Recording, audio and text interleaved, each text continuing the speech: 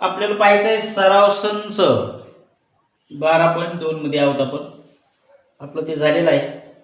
इथं प्रश्न दिलेला आहे, प्रश्न पहा किंवा पेज नंबर 79 वर तुमच्या पुस्तकामध्ये पण तुम्हाला प्रश्न दिलेले आहेत.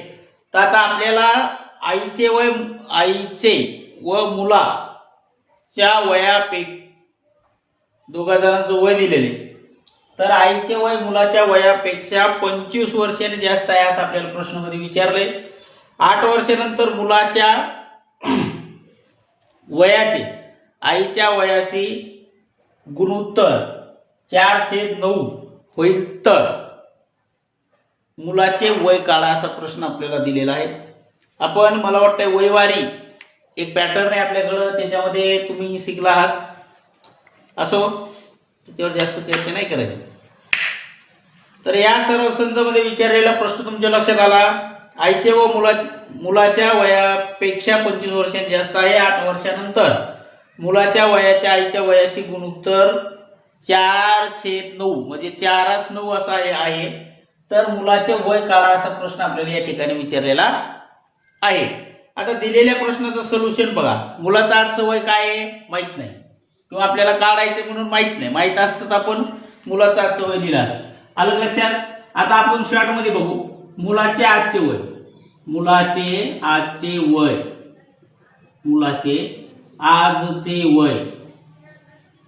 वय x म्हणू. आपल्याला काय करायचंय, मुलाचं आजचं वय x म्हणायचं. आता आईचं वय दिलेले आपल्याला, आईचे वय किती दिलंय 25. प्रश्नामध्ये पहा 25 दिले. आईचे आजचं वय 25 आहे बरोबर. म्हणून आपण काय करू, x अधिक 25 वर्ष असं लिहू या ठिकाणी. x अधिक 25 वर्ष हे झालं आईचं वय. 8 वर्षानंतर विचार. आजचं वय काढायचे का नाही, 8 वर्षानंतरच विचारले. मग आपण लिहू 8 वर्षानंतर. 8 वर्षानंतर कोणाचं वय काढायचं आपल्याला, मुलाचं वय काढायचं.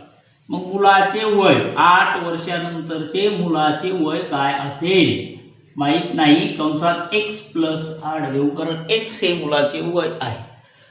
वर्षानंतरचं वय विचारलंय, आजचं वय विचारलं असतं तर थोडा फरक पडला असता. असो, आपण आजचं आईचं घेऊ. आईचे आजचे वय इथं म्हणून लिहा. आईचे आजचे वय, आईचे आजचे कसं व्हायला यार, आजचे वय इकडं आलं बघा. x अधिक 25 8 वर्षानंतर म्हणून अधिक 8 अशा प्रकारचं आलं. आपण काय करू, 25 आणि 8 ची बेरीज करू. म्हणजे आजचं जे आईचं वय ते आपल्याला काढता येईल. 25 आणि 8 किती झाले, 33 वर्ष. म्हणजे आईचं आजचं वय आपल्याकडे आलंय x अधिक 33 वर्ष. आलं लक्षात. आता समीकरण लक्षपूर्वक पहा म्हणजे तुमच्या लक्षात येईल. समीकरण मांडायचे. दिलेलं उदाहरण आहे आपल्याला. दिलेल्या उदाहरणावर जी माहिती भरायची ती आपण बघू. उदाहरणात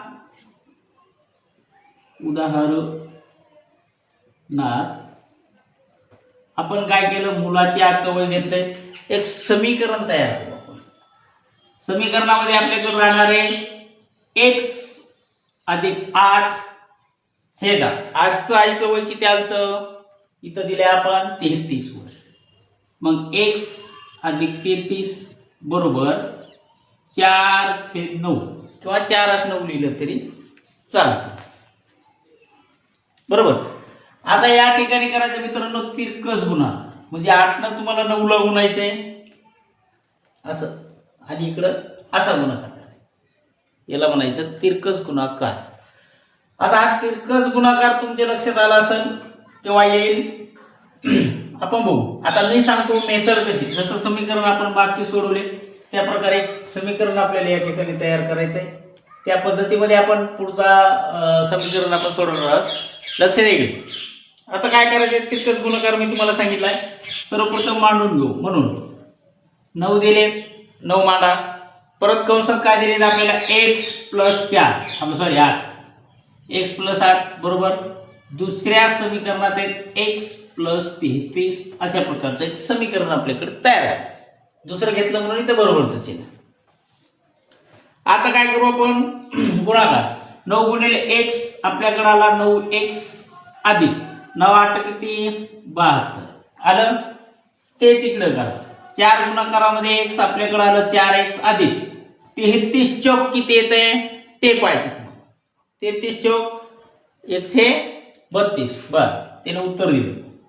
बहुतेक मुलीला उत्तर देता येते का पाणी वाट नाही. 132 आलं. मग आता करायचं काय आपल्याला. आपण मागच्या समीकरणामध्ये पाहिलं कुठं आपण 4 न गुणलं कुठं 3 न गुणलं अशा प्रकारे आपण समीकरण तयार केलेले आहे. आता काय करायचं बघा इकडे लक्ष द्या. 9x जशाला तसं आपल्या जागेवर x होणारी संख्या आपण हे करू. आता हे 4 बरोबर चिन्हाच्या बाजूला आहे पलीकडे आहेत म्हणजे ते काय होते अधिक आहेत. मग आता त्याला सन्मानानं अलीकडे घ्या म्हणजे इथं वजा करू आपण 4x. आपल्याकडे राहिले काय काय ते बघायचे. 72 132 आपल्याकडे अधिक आहे मग त्याला जागेवर ठेवा म्हणजे हा अधिकचा इकडे आला म्हणजे आपल्याला काय करायचं 132 आला हा वजा आहे पलीकडने अधिक झाला. बघा आपण संख्या स्थलांतरित केली. 72 ओळखू येत नाही मग आपण असे 72 लिहू. आलं का. बघा 132 आपल्या बरोबर चिन्ह दिलं आपण 4x आणि 9x ला एका ठिकाणी घेतलं. 132 वजा 72 कारण इकडे 72 अधिक आहे ते बरोबर चिन्हाच्या पलीकडे गेले म्हणजे वजा झाले. आता आपल्याकडे समीकरण काय तयार होणार आहे बघा. काय करायचं तुम्हाला 9x आणि 4x यांचा वजाबाकी जर केली तर आपल्याकडे राहिला 5x. 9तून 4 गेले 5 राहिले आणि 132 मधून तुम्हाला 72 वजा करायचे. बरोबर 132 मधून किती वजा करायचे 72 राहिले किती तुमच्याकडे 60. बरोबर मग इथं बरोबर 60 राहील म्हणजे तुमचं उत्तर आलं 5x बरोबर 60. आता एक समीकरण तयार झालं. आपल्याला ह्या समीकरणाच्या दोनही बाजूला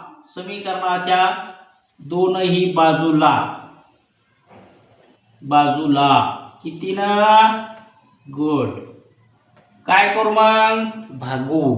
किती भागू 5 न. बर तो फार उत्तर दिलाच हुशार हरकत नाही. समीकरणाच्या दोन्ही बाजूला आपल्याला 5 न भागायचं. इथपर्यंत लक्षात आलं की पहा. आला असेल तर लिहून घ्या. पुढे आपण कंटिन्यू. आपल्याला काढायचंय आजचं वय. चला बघा कितीनं भागायचंय 5 न भागायचं. मग आपल्याकडे काय येतील रे 5x छेदामध्ये 5 आणि बरोबर 60 छेदामध्ये किती 5 अशा प्रकारे समीकरण आपलं तयार होईल किंवा झालं. आता काय करा काटाकाटी करा भाग द्या. तिरकस भागाकार आपण करतो तसं. 5 कटले x राहिला इकडे 5 कटले x इकडे काहीच नाही म्हणजे 1 राहिला. आता आपल्याकडे आले x बरोबर 60 छेदामध्ये 5. आपल्याला x ची किंमत काढायची. 5 ला 60 ला भाग 60 न 5 न 60 ला भाग द्या किती आलं उत्तर तुमचं 12. आजचं वय विचारलं आपल्याला मुलाचं 12 वर्ष. आलं का. बघा अशा प्रकारे प्रश्न असतो मित्रांनो. खूप सोपे प्रश्न आहेत. तुम्हाला नाहीच समजलं तर मी इथे बघा आपण लिहू मुलाचे आजचे वय विचारले. आजचं वय किती आलं मुलाचं 2 मिनिटं 12 वर्ष आहे. अशा प्रकारे हा प्रश्न मुलाचे आजचे वय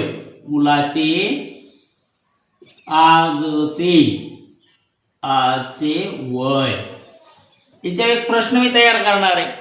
प्रत्येकाने ह्या प्रकारे स्वतःचं आणि स्वतःच्या आईच्या वयावरून आपलं वय काढायचं आहे. सगळ्यांकडे आधार कार्ड आहे त्यानुसार तुम्हाला हा पॅटर्न तयार करायचा म्हणजे जेणेकरून असलं समीकरण जर तुमच्या समोर तयार झालं तर ते तुम्हाला सोपं जाईल.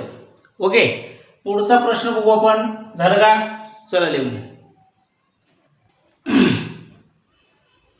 पुढचा प्रश्न पाहिजे बोर्डा दिलेला.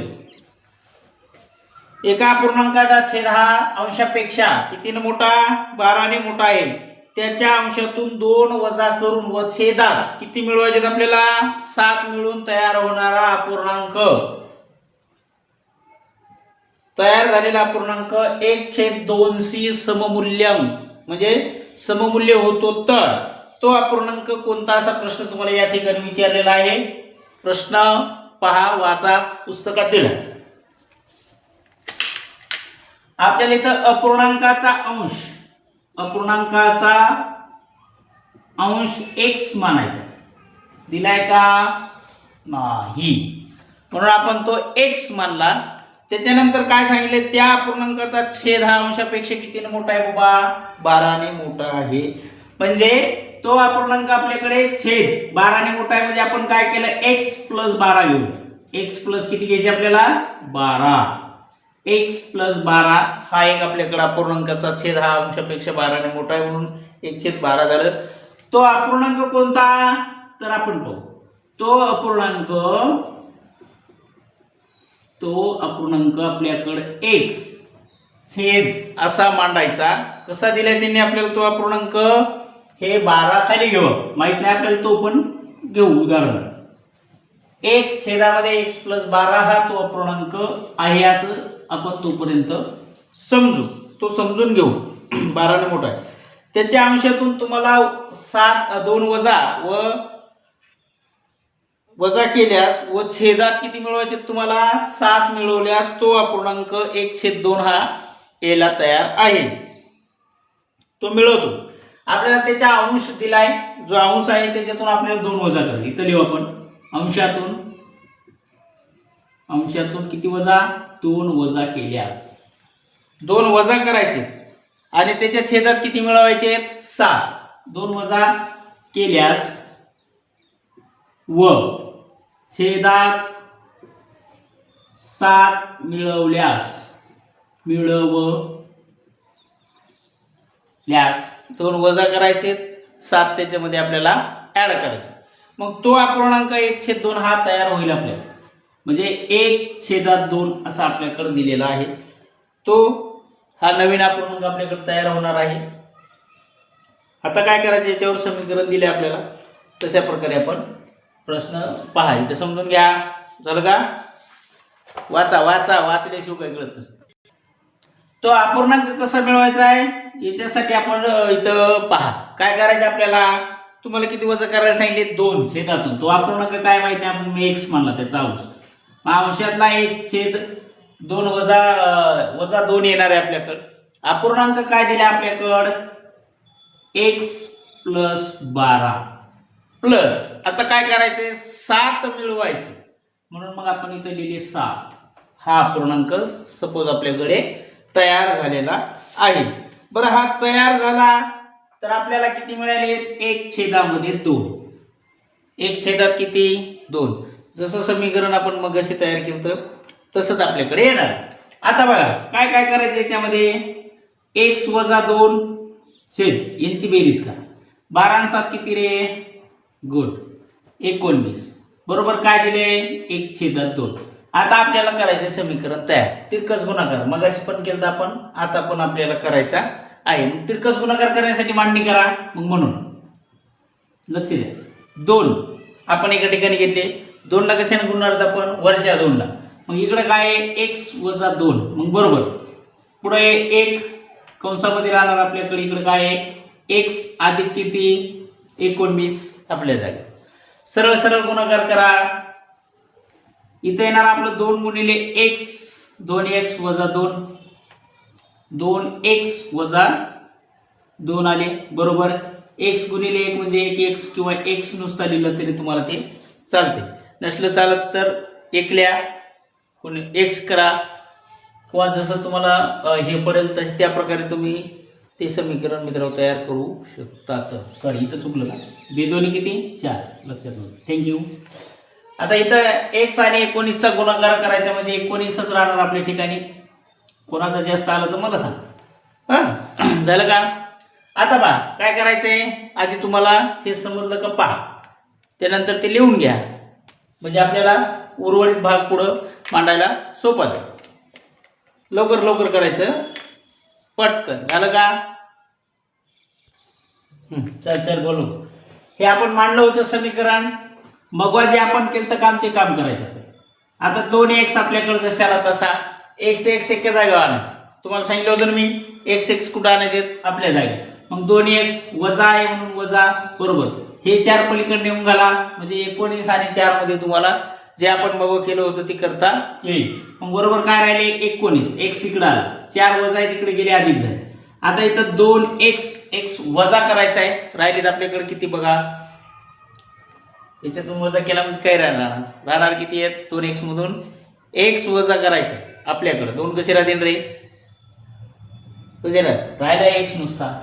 मग इकडे म्हणून x बरोबर ह्या दोघांची बेरीज. 19 आणि 4 किती, तुमच्याकडे किती आली 23. तुमच्याकडे काय मत आहे का नाही, आहे का, बरं तुमच्याकडे पण 23 आहे. त्यांचं म्हणणे आमच्याकडे पण 23 आहे. x हा कशासाठी घेतला होता, छेद का अंश, कशासाठी घेतला होता, अंशासाठी. मग आपल्याकडे समजा अपूर्णांकाचा अंश किती आला 23. आपल्याला काढायचं काय, छेद विचारलाय बरोबर.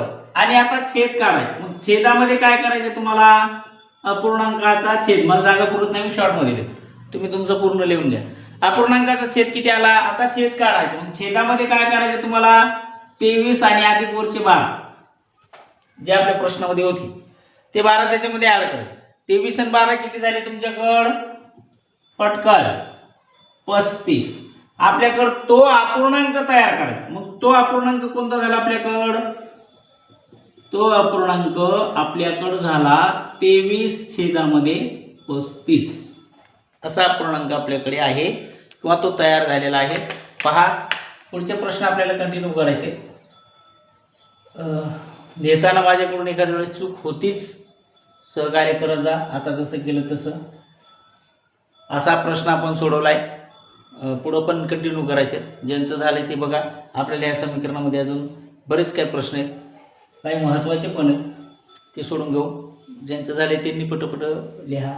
समस्या असेल तर विचार जा.